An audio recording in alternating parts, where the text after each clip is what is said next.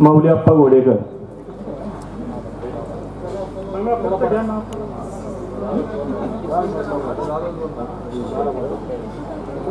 त्यानंतर माडाचे सभापती आपल्या शिरूर लोकसभेचे माजी खासदार कार्यसम्राट शिवाजीदादा डोडराव पाटील या ठिकाणी आता विचार व्यक्त करतील। या ठिकाणी आरपीआय महाराष्ट्र राज्य आठवले गटाचे सचिव सूर्यकांत वाघमारे साहेब या ठिकाणी उपस्थित आहेत, त्यांचंही स्वागत करतो।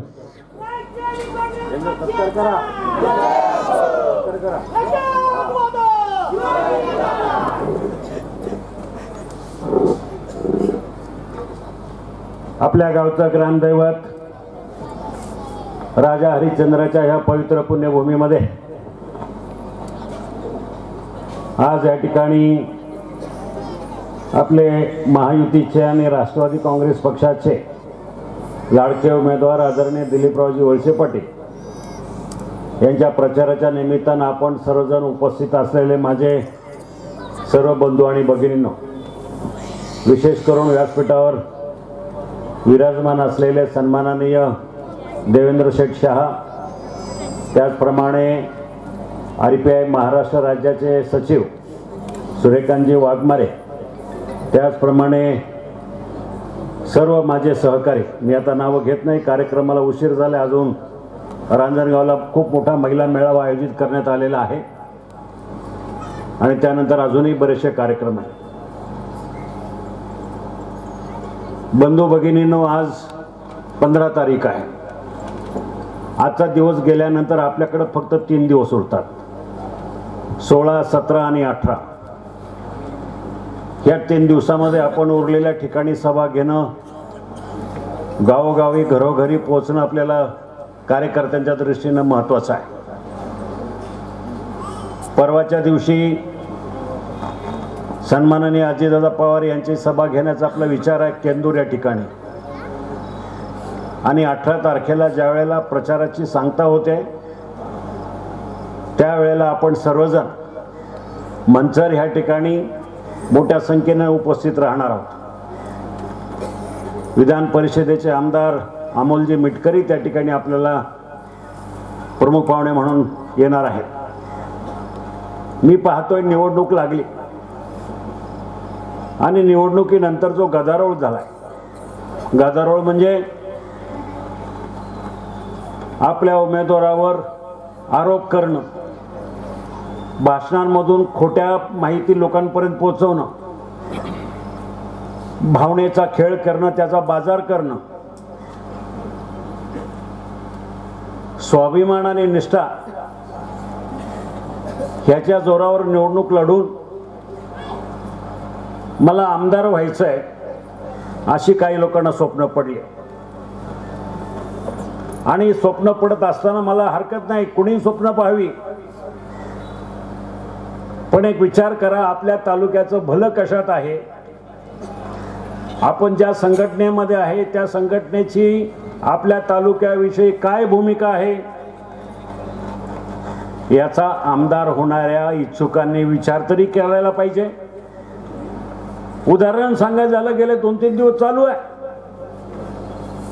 नगरमध्ये खूप मोठ्या प्रमाणामध्ये गंजा केल्या जात आहेत। तो कोण घनश्याम शेलार, रोहित पवार, निलेश लंके सगळे टपून बसले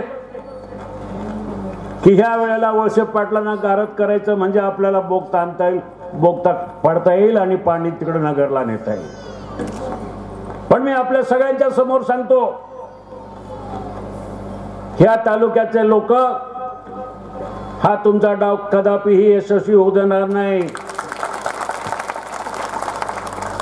रक्त सांडलं तरी चालेल, परंतु ह्या तालुक्यातला प्रत्येक शेतकरी असेल, तरुण असेल, सगळेजण आम्ही पेटून उठू आणि कुठल्याही परिस्थितीत, कुठल्याही भावात ते पाणी नगरला जाऊ देणार नाही.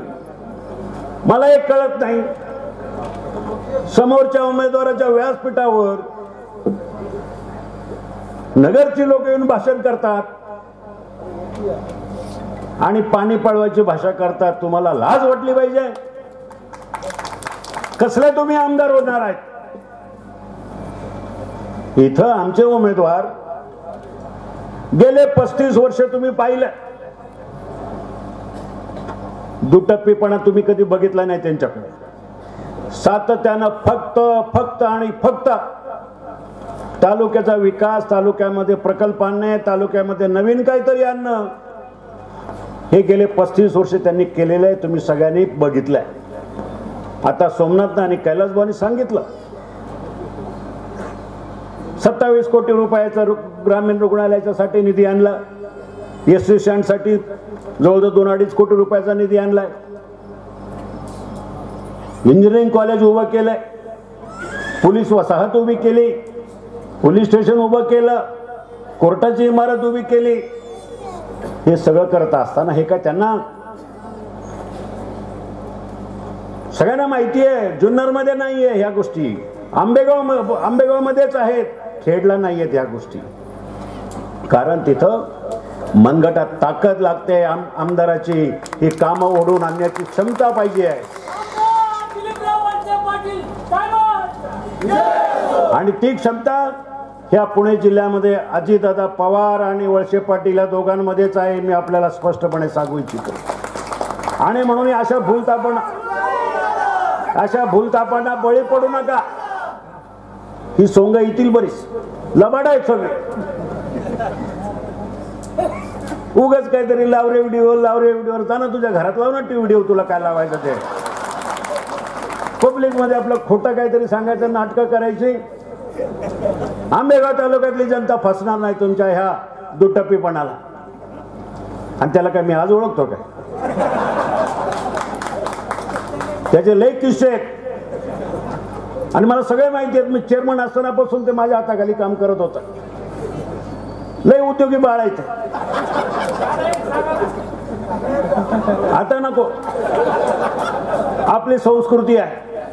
आपण पण व्हिडिओ लावू, पण नंतर त्या विचारानंतर. म्हणून मला आपल्याला विनंती करायची, आता ह्याच लोकांनी त्यांना कळून चुकलंय की आता काय आपला निभाव ह्या तालुक्यामध्ये लागत नाही. मग गेल्या 8-10 दिवसापासून चालू केलंय. शिवसैनिकांची माती बडकायची, दादांचं काम केलं नाही ह्या लोकांनी, दादांना पाडलं, आता शिवसेनेचे लोक यांचं काम करणार नाही. अरे बस करा, ह्या बंडलबाजा बस करा. माझ्या बरोबरच्या मला विचारायच्या मानणाऱ्या सगळ्या लोकांना माहिती आहे, माझं सगळ्यांशी बोलणं झालंय. आदरणीय वळसे पाटलांनी आधी बेडवर पडून सुद्धा माझ्यासाठी मेहनत केलेली आहे, सगळ्यांना संपर्क केलेला आहे. त्यामुळं